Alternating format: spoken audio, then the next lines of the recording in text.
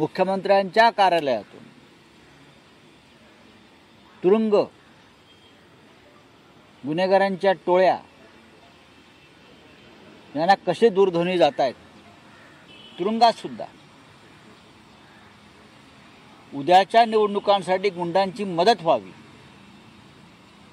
म्हणून पुणे, मुंबई, कोल्हापूरसह ठाणे जिल्ह्यामधल्या अनेक तुरुंगातल्या गुन्हेगारांना जामिनावर बाहेर काढण्यात आलेलं आहे. महाराष्ट्रातल्या अनेक भागामध्ये गुंड टोळ्यांच्या हातामध्ये कायदा दिलेला आहे की तुम्ही कायद्याचं राज्य वगैरे काय नाही, तुम्ही सांगाल तो कायदा, फक्त आम्हाला निवडणुका जिंकून द्या. महेश गायकवाड कोण आहेत मला माहीत नाही, पण त्याच्यावर झालेला आमदाराने केलेला गोळीबार हा धक्कादायक आहे. कसल्या कायद्याचं राज्य?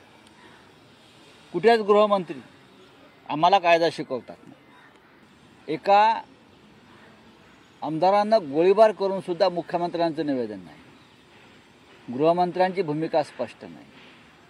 अजित पवार म्हणतात मी गृहमंत्र्यांशी चर्चा करीन. हे काय फक्त गृहमंत्र्यांशी फक्त चर्चा करणं इतपत हे प्रकरण सौम्य आहे का? हे चित्र महाराष्ट्राचं अत्यंत भयावह आहे.